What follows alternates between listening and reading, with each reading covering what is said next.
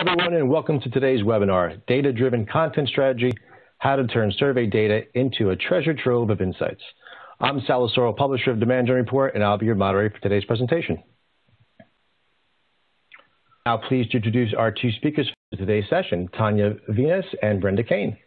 As VP of Content Strategy and Services for Content for Demand, Tanya oversees the agency's team of content strategists and client service managers and works across content creation and delivery functions to ensure on-point quality content services.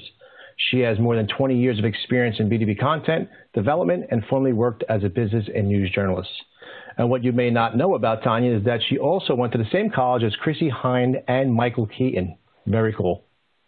Brenda is a senior content strategist at Content for Demand. She works with B2B clients on all facets of content marketing strategy, including personas, messaging, ideation, content audit, gap analysis, content mapping, blogs, content development, and much more.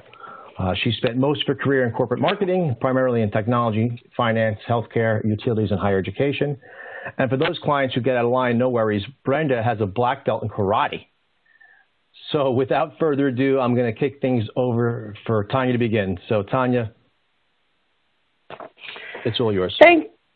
Thank you very much, Sal. And Brenda and I are so glad all of you could join us today to talk about data-driven content strategy, because this is one of our favorite subjects. We talk about it all the time, and we hope to get you really excited about using a data-driven content strategy in 2021. We're going to look at a few things today. First, we're going to talk about what it means to have a data-driven content strategy. And then we're going to dive into how data is used in these content strategy elements and how it can keep your strategy aligned to buyers' needs throughout 2021. Where does the data come from? And what exactly is a data-driven content strategy? Well, what we're talking about here is using original research to help make informed decisions about content strategy and use that research within content itself to add authenticity and attract and engage buyers. This can be research on buyers, trends, or solutions to problems. It can be online or in person, at a live event, at a panel. Ideally, you'll be gathering qualitative and quantitative data, although really you need quantitative data at a minimum, but the two of them together can be very positive and very powerful. Generally, you don't need to do scientific level research unless your audience expects it, like you're writing for people in the medical community, or the topic merits it. For example, if you're going to be making direct claims about a competitor or the outcomes or results of your products and solutions. If you do need this, it's good to partner with a research partner that does this type of research, but you can also use simple SurveyMonkey surveys online, or partner with somebody else who can do less formal but still valuable market theme research. Once you've done this research, you can use it for planning, and you can use it to execute your plans. It'll give you insights, ideas, and validation of content messaging, and it'll give you content ideas. Now I'm going to turn it over to Brenda, who's going to talk a bit about creating personas and messaging. Thank you, Tanya. So since good content depends on understanding your buyer, personas are a great place to start using research. The more detailed and accurate your personas are, the better you can speak directly to your buyers and their needs. When you're developing personas, you can collect data from lots of different sources, and you should use as many as you can. So where do you find this information? Well, first let's look at some internal sources that you've got without even going outside your own business. First, you can collect data from your CRM system. So you have all kinds of information available in your Salesforce or Dynamics 365 or whatever system that you use. This can give you insights. For example, you can look at win-loss information and find out what pain points are, motivators, or decision criteria, even who the members of the buying committee are. So tons of information there. Also, today we have analytics tools, very powerful tools, and they can help you make sense of the data. For example, it could help you understand buyer behavior, needs, or even themes that you can build your content and campaigns around. And finally, you have subject matter experts in your business, and these are people who deal with your buyers every day. So they could be in sales, customer success, customer service, and so on. They have firsthand insights into buyer behavior and the buying cycle, so never forget to talk to your SMEs.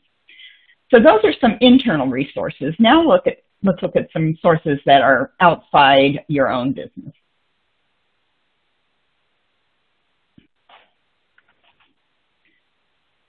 So of course, doing research beyond your internal sources is going to help you develop even richer personas.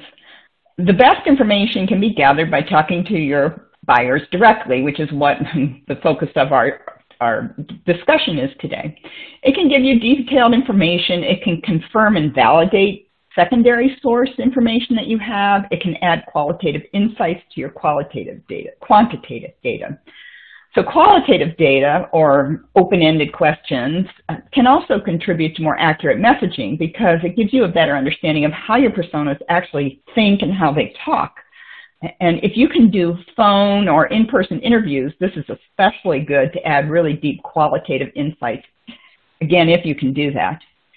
So when you're creating research tools like surveys, and again, this goes way beyond personas, but we're going to talk just about for personas now, lean on your internal SMEs to help you develop questions and the answers to these questions for your research. So make these questions primarily multiple choice or quantitative. Here are some tips. Surveys should be no longer than about 15 questions. People just really won't spend more time responding to a survey, so keep it as short as you can. I always like to have maybe 2 open-ended questions, qualitative questions usually at the end.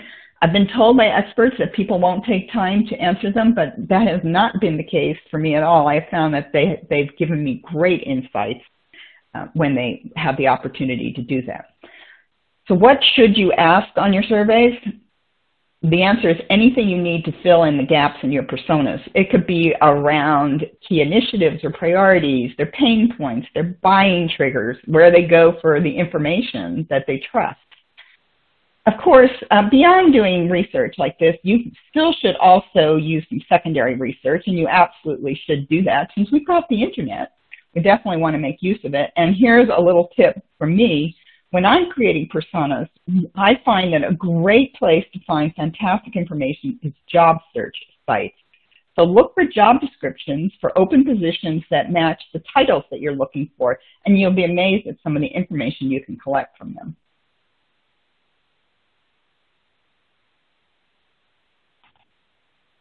So here's an example of a financial decision maker persona that I developed for a professional services client of ours.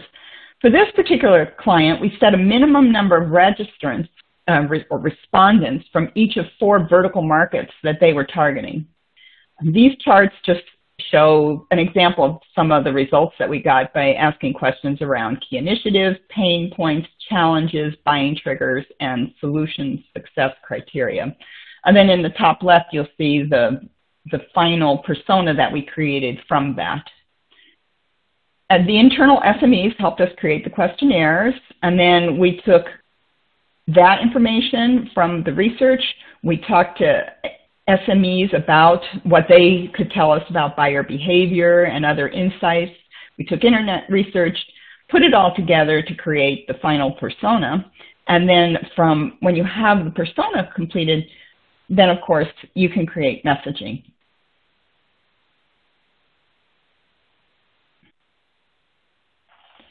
So here's an example of messaging that was created from that persona that you just saw on the last slide. These messaging maps that you see, for example, on the right side here that show the 6 stages of the buyer's journey provide the structure for marketing so that you can hit each stage of the buyer's journey and have a narrative that goes with each stage.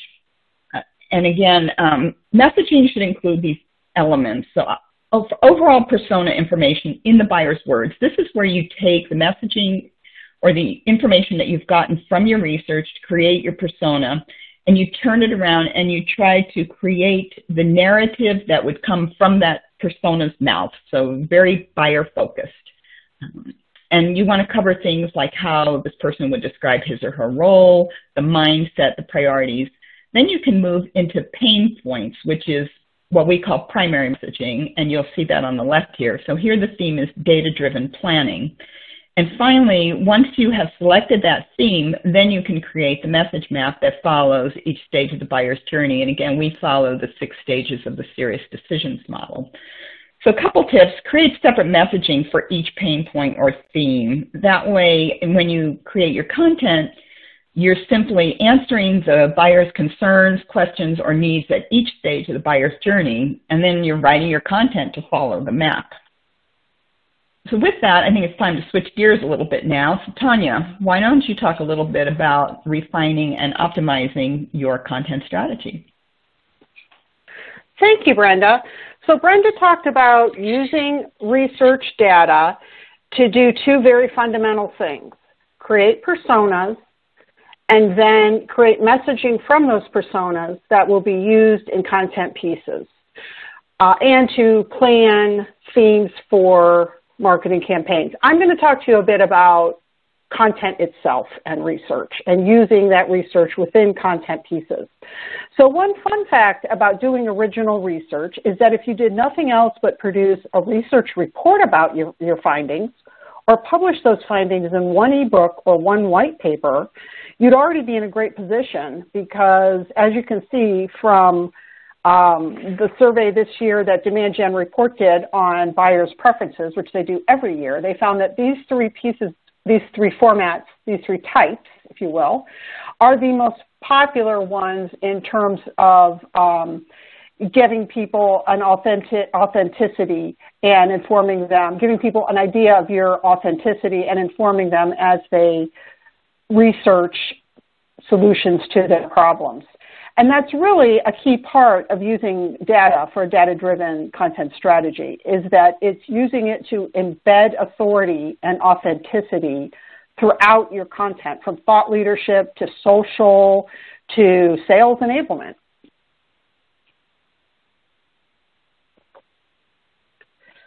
One of our clients, BlueJay, has an annual survey that they conduct with 2 research partners. And this kind of takes place out of their normal marketing efforts. It's branded by all 3, and it's considered pure thought leadership. But they use it, they really maximize it.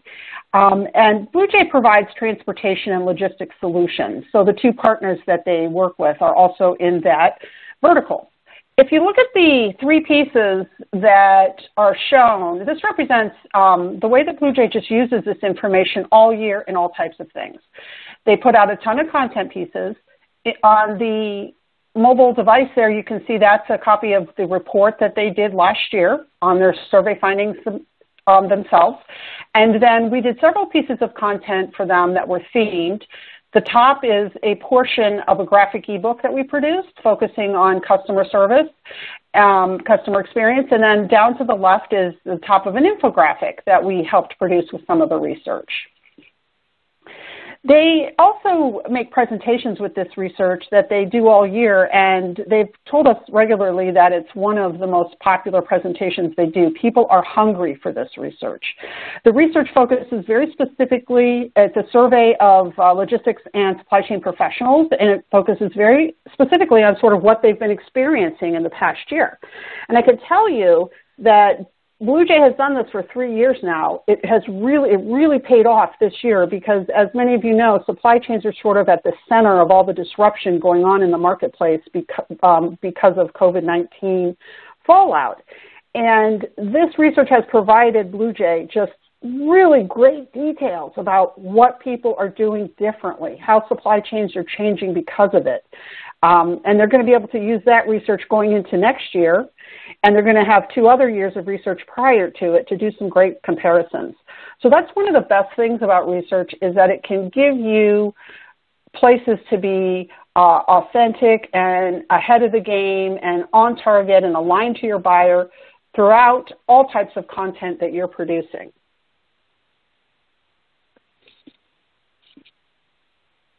Some other best use cases for survey research. We see a lot of them. Greenfield marketing, if, for example, if your company is moving from a product-centric approach to marketing to a problem-centric approach to marketing, doing some baseline research on your buyers' problems is a great idea. Refresh marketing, the example of this would be perhaps a survey on COVID to get some more information about how to change how you talk to audiences. You can see that I'm showing two examples here. To the far right, one of our clients does work in the auto dealer space. Of course, auto dealers, because they have their work takes place at the dealerships, they have been incredibly impacted by COVID. This client, Assurant, was able to get a survey in the field very quickly. It sells products that fall into the digital sales realm of auto dealership. And so this was a great opportunity for them to talk to their clients about why expediting the transition from or adding digital sales channels to in-person sales channels could be so valuable for them. So that's an example of refresh marketing. You could also go for campaign-specific validation. And what I would call kind of challenge statistics. And Veritas is one of our clients. They sell products within a larger data protection ecosystem. And they do a lot of research, and they really got this gotcha statistics from some of their research that they were doing with cloud architects and cloud managers. They found that 53% of their core audience believed something that wasn't true, that they believed that if they were outsourcing to a cloud provider, that cloud provider was responsible for protecting all of that their enterprise data. And in fact, that's not true. So Veritas uses this 53% statistic quite a bit, and it's a great one. It's a great one for validation. And it's also a great one that they can kind of anchor their whole messaging on.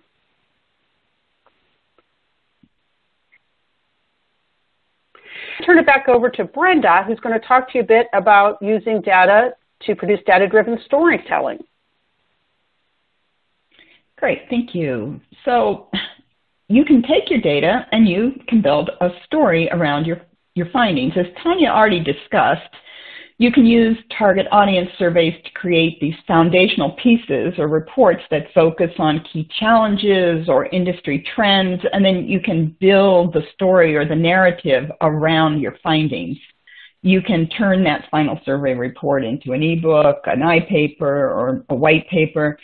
And then, as Tanya's already covered some of these, but derivative assets can include almost anything: infographics, cheatbooks, webinars, listicles, blogs, checklists. The research that you do can uncover insights about the buyer's industry or the buyers themselves that isn't available anywhere else. It's exclusive information that only you have, and so it becomes extremely valuable to your buyers. And as Tanya's already covered, you can turn that research into an annual report where your buyers will look forward to it to get the latest updates to what's trending and what's changing. So the examples that you see here are all SAP concurred content pieces that were developed directly from primary audience research. They're all very actionable pieces of content that contain findings from the research to give it authority. So they built the story around the findings and then used the data to support it and give it evidence.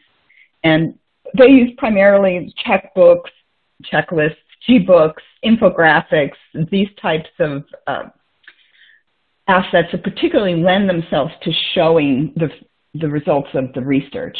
And then, of course, you want to amplify your content, and you can do that through your audience's preferred sources of information. You can do that using blogs, social media content, GIFs, webinars, and you can identify those preferred sources based on the research you've done. If you've done good research, you've also included where they go to find information that they trust.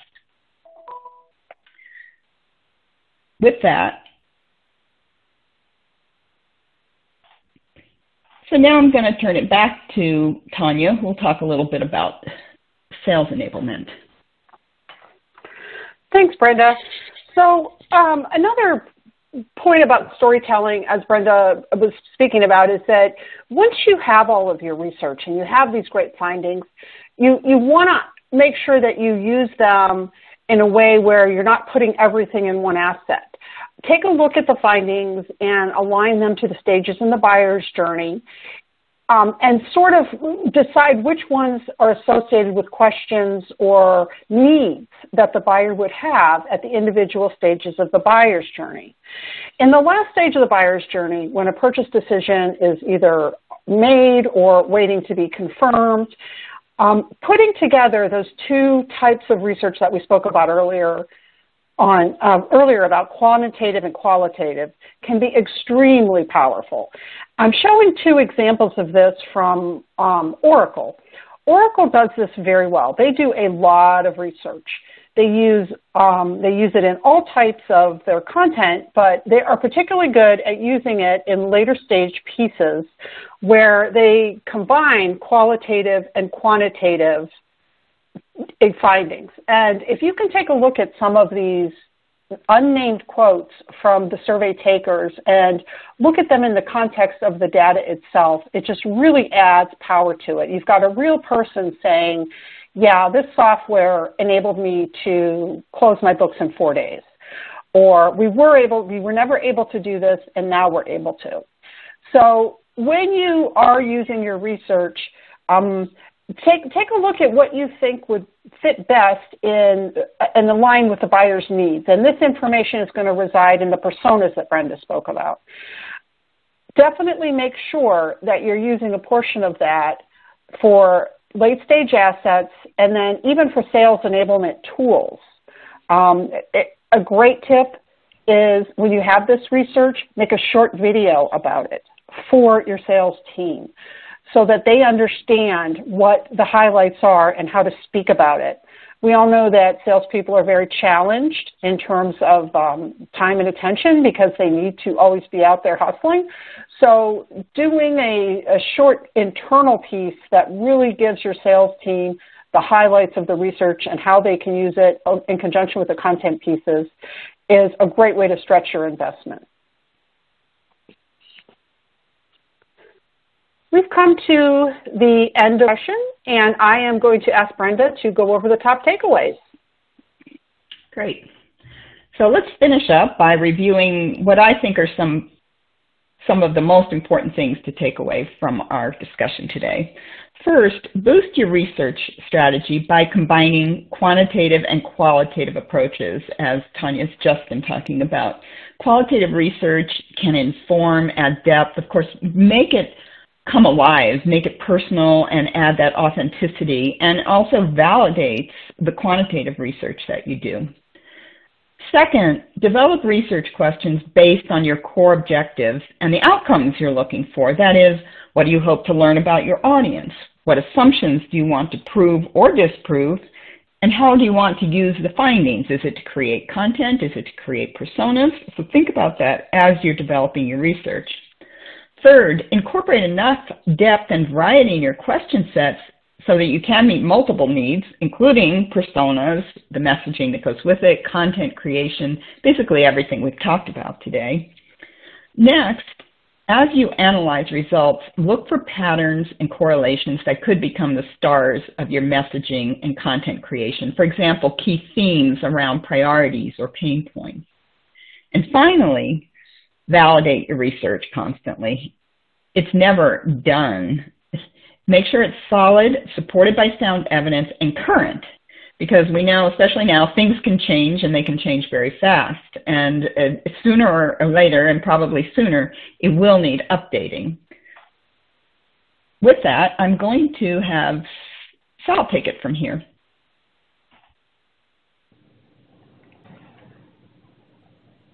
Thank you, Tanya and Brenda. Fantastic presentation. I appreciate all the great examples as well. So without further, let's get to some of those questions. And again, folks, if we don't get to them because of the time, we will make sure to follow up with you afterwards. So don't worry about that. Keep the questions coming in. The first one is from Harley. I guess, Tanya, I'll throw this one out to you. She's asking, how do you keep bias out of your survey questions? That's a great question. And I would say the first thing you have to do is focus on the buyer. And as Brenda said, focus on your outcomes. So that means keeping it simple. Don't make the questions complicated. If you make them direct and simple, they're going to tend to be more buyer focused, because you need to gather information from a group of people. So you need to approach them with questions that they're going to be comfortable answering and that they understand. One of the things I've noticed is that the more you try to put yourself into the questions or to try to game them, the more confusing they get, and people aren't going to answer them anyway. So keep it simple, keep it focused on buyers, and don't try to game the questions. That makes sense. Great insights. All right, next one I have is from Nora. I think, Brenda, we'll take turns. This one will be for you. Okay. She's asking, how do you write messaging from the buyer's perspective, which is a good question. Sure. It's kind of the essential question, isn't it? So what you really need to do is look for clues in the persona that can help you put yourself in the buyer's place. So look for their pain points, look for the things that they're responsible for, the things that, the activities that they need to address every single day, and then try to say, what would their questions be at that particular point? What would their concerns be? What kind of thoughts would be going through their heads? And of course, follow a model like the Serious Decisions buyer's journey, where you take each stage of the buyer's journey. So at first it might just be, I don't know anything about this topic, so what do I need to learn? What are our competitors doing? Where can I find answers? And then at some point, there's going to be a trigger where they're out looking for a solution. So what is that trigger going to be? It's like, well, I have to find something to solve this particular pain I've got right now. I mean, I've got a workforce that's working remotely. So how do I find a solution that helps me allow my workers to work better remotely? So it's those kinds of clues that you need to just kind of get yourself into the buyer's head and turn it around and try to see the world from your buyer's perspective. Great. That makes sense. That helps. Yeah. Good. That definitely does. Great. This next one is from Lucas, and I guess Tanya, do you want to touch this one, or maybe Brenda, if you have any insights either too, because it's sort of it's a long one. What often do you need to survey? How often do you need to survey buyers to make sure your messaging, content, and personas are still valid? What are your thoughts? I'll jump in and I'll say that will depend upon your industry and how fast innovation moves in your industry. How fast innovation moves often has an impact on what buyers need.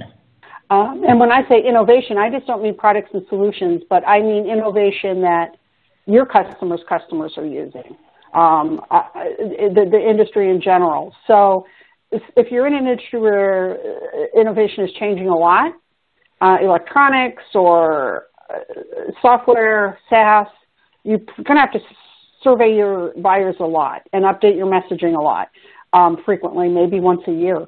If you're in an industry where it's less, maybe it's a commodity product type, and it's all about services, probably, every other year might be good. Brenda, what are your thoughts? Yeah, I'll add on to that. So like Tanya says, it depends. And one of the things that it may depend on is what's happening outside of the industry in the world in general. So if you've got things changing, trends in the industry or just worldwide events that are affecting your buyers, then you're going to have to basically do research whenever things start changing drastically. So again, it could be annually, it might even be more frequently, just depending on how fast things are happening. So again, those global things that we don't expect, those disruptions to business, those are all things that could drive the need for new research. That makes sense. And as we all know, sometimes things do happen that we're not really prepared for, that happen on a global scale. Right. And doing research then, that it's great to take advantage of the opportunity to be a leader at that point. Absolutely. Great. I got one more question for you, and again, I could throw out to both of you. This one's from Joey. He's asking, what's the minimum number of participants you need for research to be "quote unquote" valid? Again, what's the magic number? Tanya, you want me to start on that? And if you have anything, you can jump in. Sounds good, Brenda. Okay, so there isn't really a magic number, and you don't need a huge number to do market research. You know, again, we're not talking about highly scientific research in most cases. So generally, I like to get at least 50 people. And if I'm looking at, say, you know, if I'm surveying 3 different personas, I would get 50 from each, or 3 different industries, I would get 50 from each. Sometimes you'll find that when you get up to the C-level, it's hard to get them to respond to surveys. And so in some cases, especially if you're doing qualitative research just to validate and add depth to your quantitative, it might even be a really small focus group, like 5 to 10 people. So that's where I would start, probably. Okay. Tanya, any thoughts? Yep, there? I concur. I think that those are both great rules of thumb. Okay, fantastic. Well, I appreciate it, ladies. I think that's all the time we have for questions today. And again, as I mentioned before, if we didn't get to yours live, please don't worry. We'll follow up with any other answers to questions we have afterwards via email. So again, thank you, Tanya and Brenda. I appreciate the insights into those questions.